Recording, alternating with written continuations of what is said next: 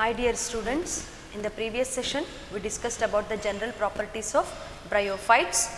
In this session we are going to start with the classification and the best example to understand all the properties of two different groups which are coming under the bryophyta. Right? First we will observe the classification process, later we will move on to the example which are coming under different groups. First is bryophyta. This is divided into, bryophyta is divided into two categories. One is Bryopsida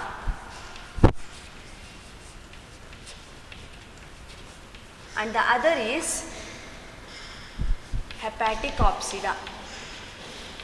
Hepaticopsida. See, we will go through the properties in detail here. Bryopsida, example for this is sphagnum,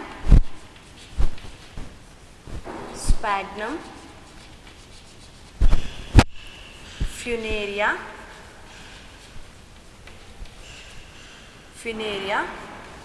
and then polytrichum. In this we understand funaria, later it can be understood about the sphagnum and polytrichum. This gives the better understanding of Bryopsida, so that we will take up the funaria for understanding purpose. And here Bryopsida is having erect posture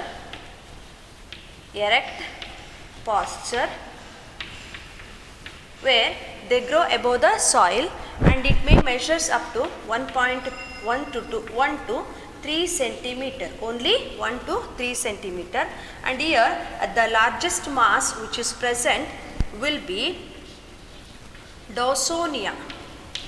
Dawsonia is the largest mass, which is having about 50 centimeter growth, the long distance about 50 centimeter, and the smallest, very smallest organism in Bryopsida is a Zoopsis, which grows only 0.5 centimeter. So this much is the length of the Zoopsis. Dawsonia 50 centimeter and Zoopsis will be 0.5 centimeter, and almost all the group of Bryopsida which grows only up to 1 to 3 centimeter, which they are having a erect posture, and the best examples here it is given. And next we will move to the Hepaticopsida. Here Hepaticopsida example, liverworts, commonly called as liverworts, Rixia, these two are examples, Rixia, Marchantia, Rixia and Marchantia, and here these possess thalloid body where the plant body cannot be differentiated into root, stem and leaves.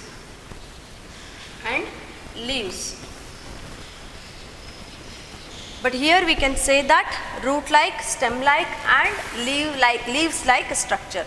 Here they cannot be differentiated into root, stem and leaves. And here they are always having, I have explained in the earlier session, dorsiventrally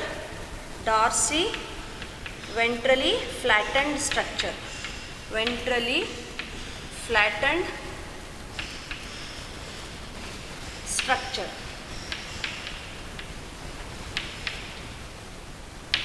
Right? So regarding Hepaticopsida, why these are called as Hepaticopsida? They have the appearance like a liver lobe.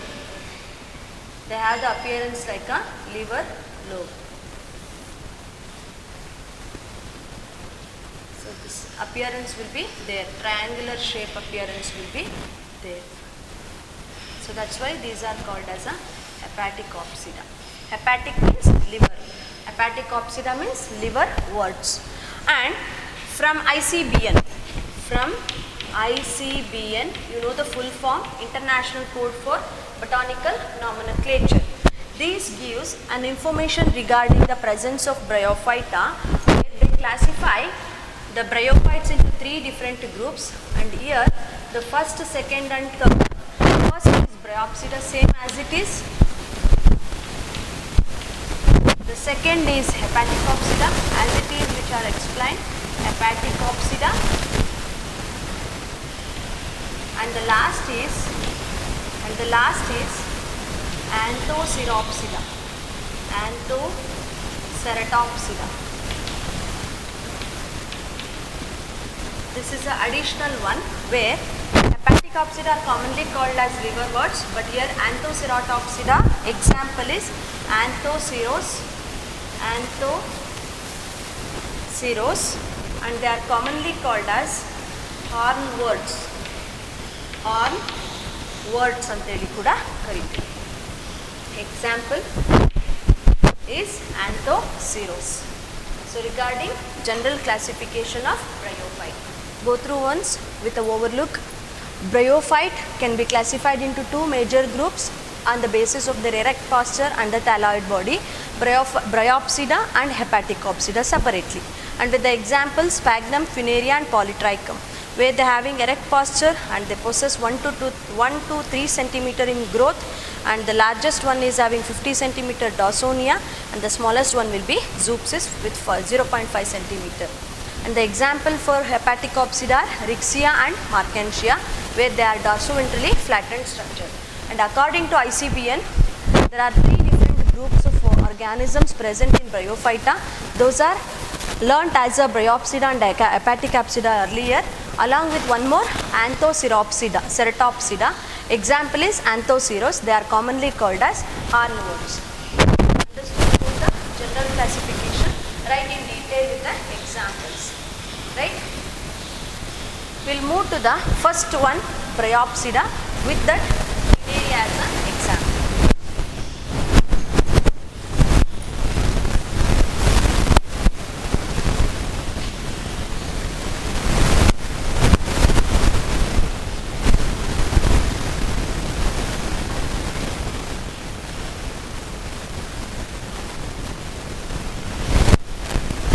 Bryophyta in that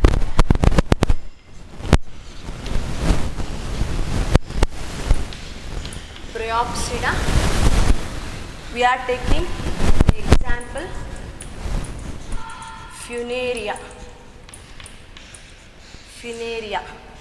right? So this Funaria is having erect posture, where the body is having a small multicellular root-like structures which are embedded within the soil. Those are called as rhizoids, where they help in absorption and substrate attachment.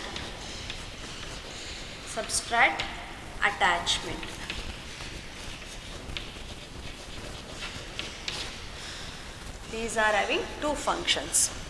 And definition for rhizoids, you have to write the multicellular root-like structures present in Bryophyta. Later, this Funaria is dichotomously branched. This is dichotomously branched with overhead structure of 2 branches, where this is stem-like structure and it possesses spirally arranged leaf-like structures. Spirally arranged leaf-like structures. Spirally arranged leaf-like structures. And this is one consider that as a female head, and this is having another one called as a spirally arranged leaf-like structures with which is male head containing branch. This is male head containing branch, and the whole structure of this is called as a gametophyte. We learnt that the plant body possesses two units, that is gametophytic part and the sporophytic part, and this portion is called as gametophytic, and this is independent, and this is independent with the N condition, and that is haploid, right? This is haploid in nature. And later the one which is female head possess a female gametangia. It contains an archegoniospore, archegoniospore or archegonium, which bears female cells called as archegonia.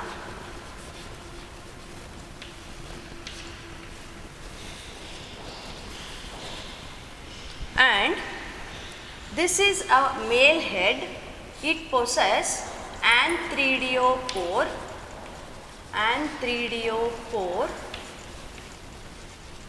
which is having anthridia in that. Later these anthridia is having, so commonly called as sperms, which possess a biflagellate condition. As due to the presence of flagella, they make a movement to reach the archegonium in the female head branch, and later they fuse together to form a, so here archegonia plus the anthridia fuse together to form a zygote. Zygote is developed, and after the development of this zygote, this will continue its sporophytic development, and the plant body will contain other structures also. We see here. As it is, it possesses a root-like structure called as rhizoids, which are embedded within the soil, and later we take only the one branch, a stem-like structure, within that a spirally arranged leaf-like structures. So these are spirally arranged leaf-like structures, and this is a gametophytic part of the plant body.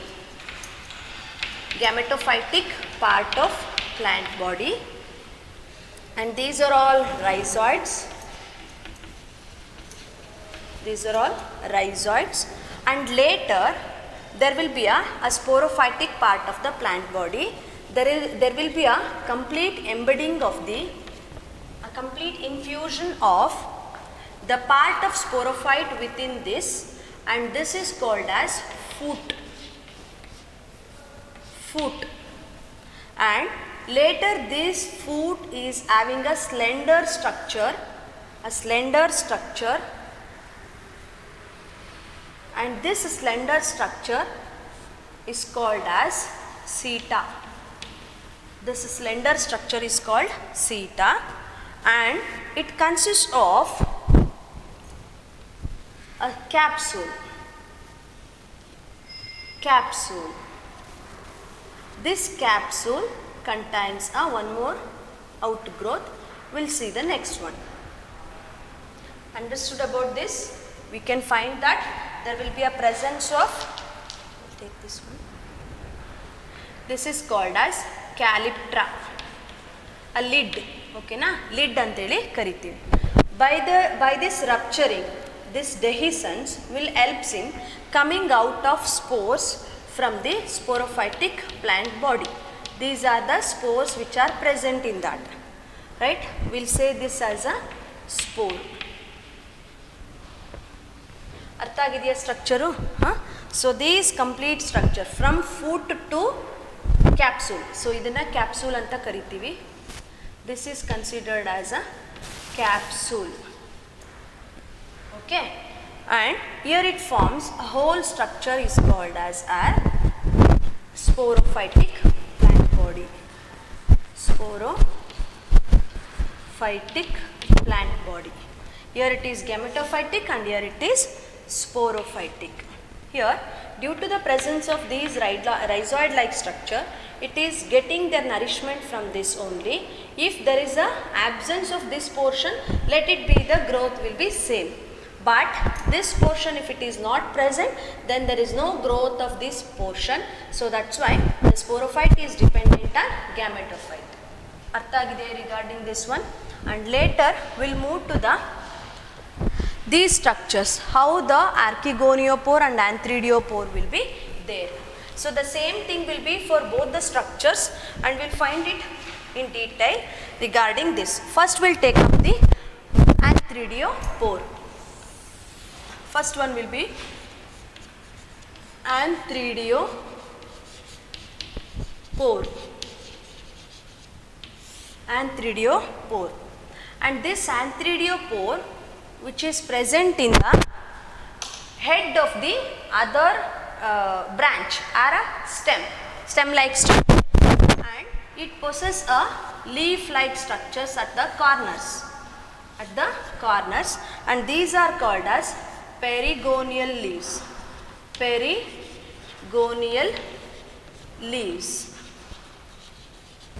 Perigonial or perigonium antane kariti. Okay na? And there will be a presence of few more structures which are at the center of leaf-like structure. Those are called as antheridiopore. I will write these two only, and this possesses a flask-like structure. Here, along with this flask-like structure, a sterile portion will be there. In case of male, this sterile portion will bulges at the top and makes a look like a bulb. This is sterile one, which will not help for reproduction. And this will be the segmented one.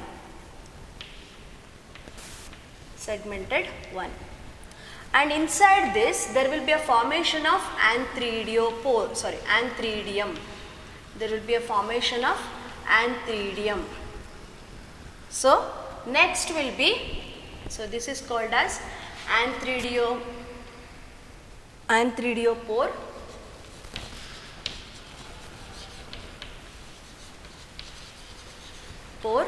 And this is called as prophysis, which is sterile. Only helps in providing nourishment to the antheridiopore. Inside this, there will be a presence of spores, that is antheridium. These are called as antheridium.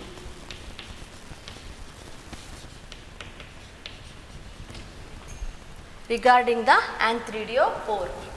And later the next structure is archegonium or archegoniospore. This archegoniospore, the same structure will be there, it is having a perigonium at the corners, a leaf-like structures. Within that there will be additional structures which are present at the center. Along with that, here a small or a slight difference for these antheridiopore and the archegoniospore. This is a starting of foot. Next, it consists of a bulb-like structure or a flask-like structure. These two are the flask-like structures, and they just arise with the neck. Right? So this arising of a neck. Along with these, there will be a presence of prophysis. At the center, there will be a presence of prophysis, A small difference in these two will be, here it is having a bulb like structure at the top, but there is no bulb like structure at the top, and these are having a column like structure, but these possessing a slender vessel, flask like shape, and this will forms a prophysis,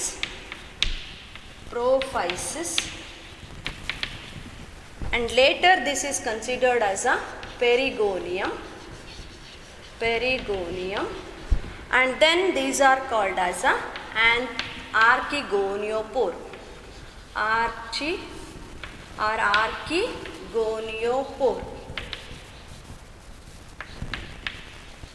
archegoniospore, and this is called as a neck of archegoniospore.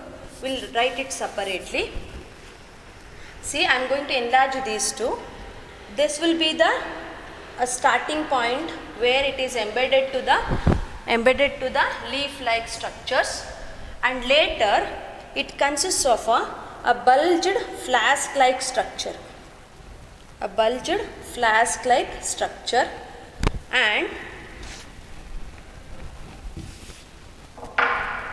so this is having starting of this region, and later this consists of a flask like appearance, and it possesses a long neck,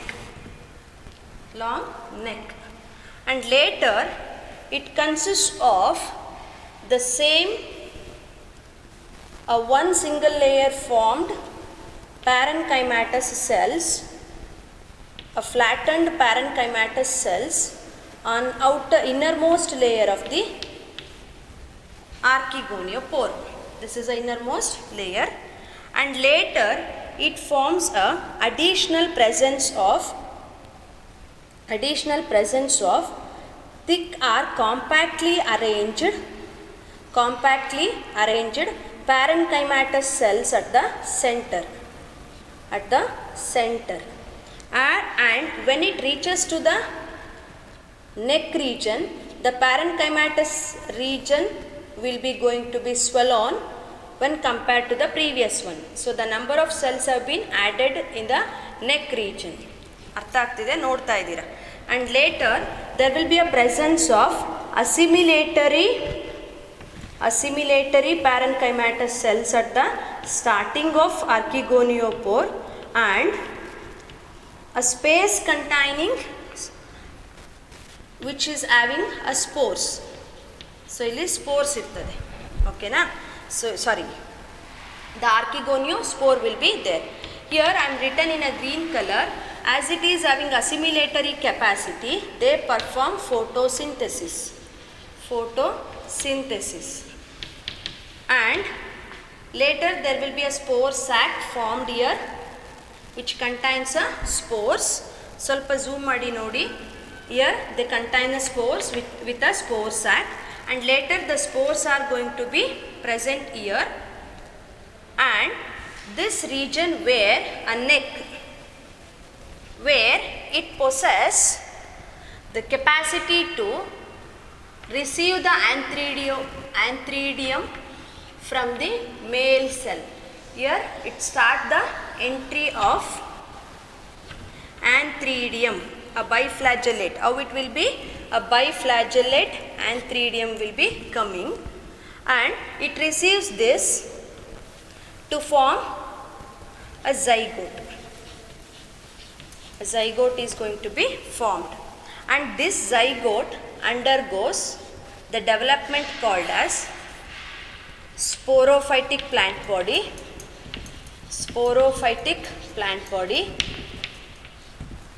and this sporophytic plant body will develop into a new spore by meiosis. We'll go through the complete life cycle by after understanding this.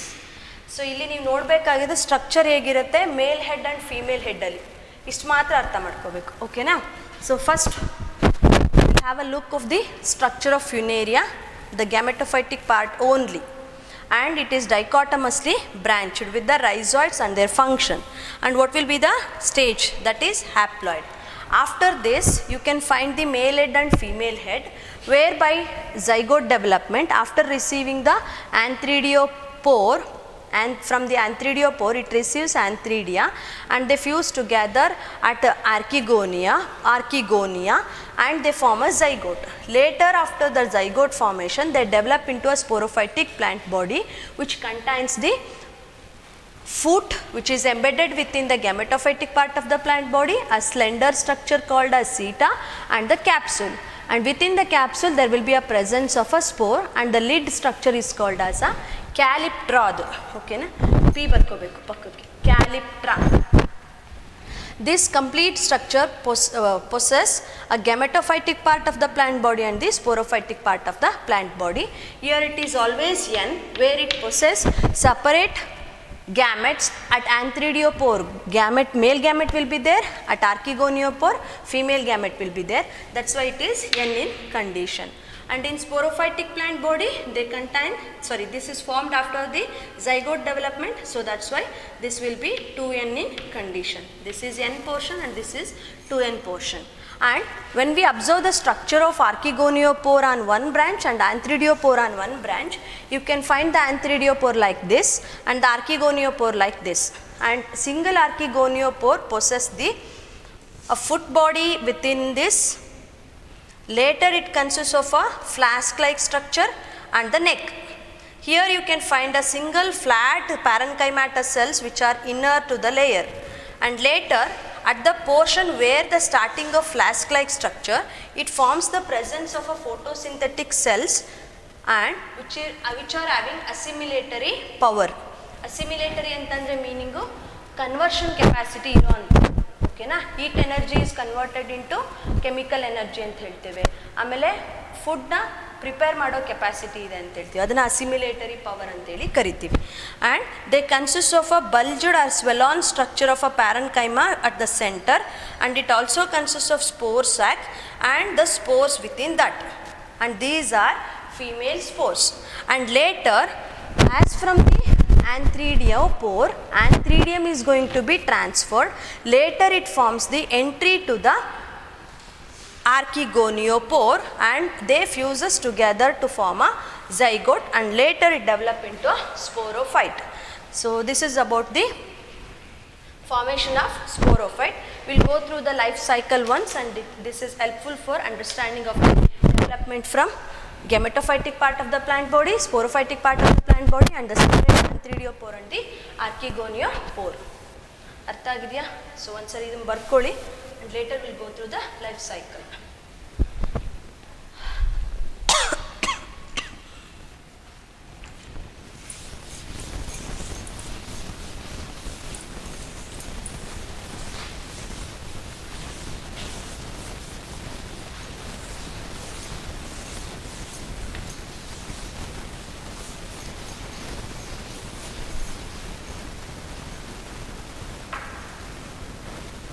See, when it comes to the life cycle of Funaria,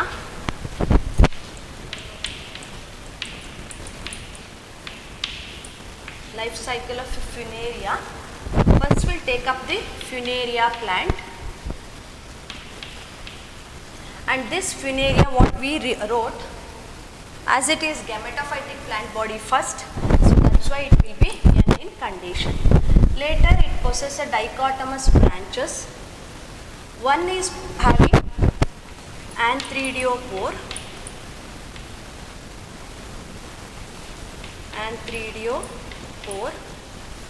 and other is having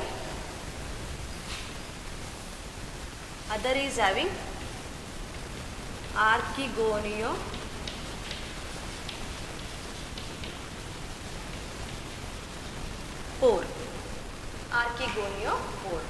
And this antheridiopore will form sperms which are biflagellate.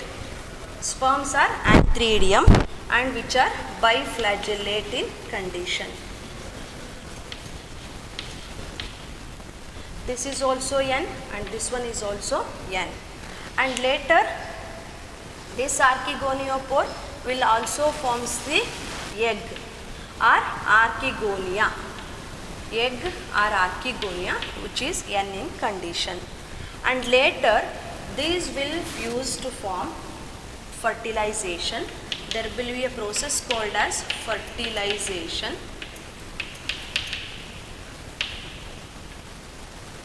and by the end of fertilization these forms a zygote. By the end of zygote formation, it will develop into a sporophyte. Sporophyte. And this sporophyte and the zygote will always be 2n. This is also 2n. It performs diploid stage of, and when the sporophyte is developed, they contain the spore mother cells. I have written the structure, the spores within the spore sac anta helidnalla adu. Spore mother cells are present. Spore mother cells are present, and these spore mother cells which undergo meiosis,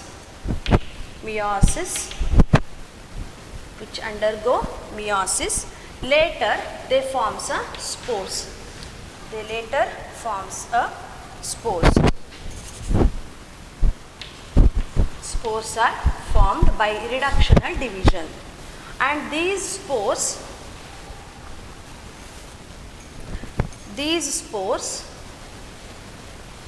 will develop into a protonema. I have mentioned that the two stages of their plant body, that is protonema stage and other is leafy stage. ಎರಡು ಹೇಳಿದ್ದೆ.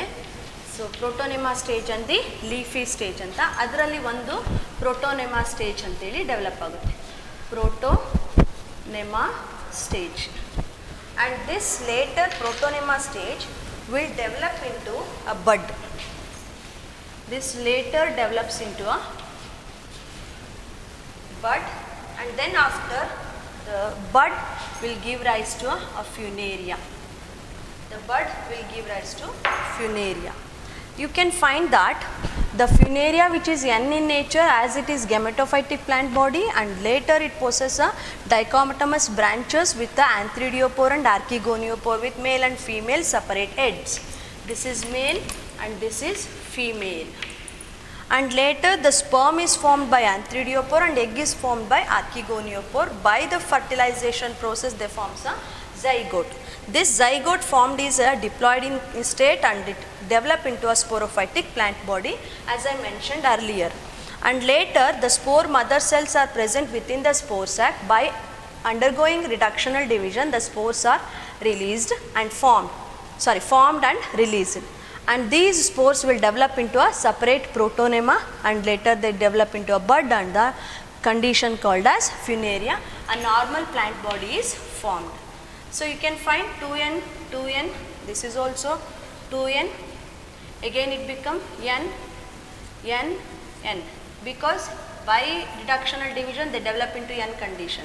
So here only 2n is there. So that's why these exhibit the life cycle with n and 2n conditions. So regarding the life cycle of funaria, we understood about the structure, a plant body structure, and also the sex organs, male and female, and later about the life cycle. So about Bryopsida we have completed, and in the next session we will discuss about the Hepaticopsida, example liverworts. Okay.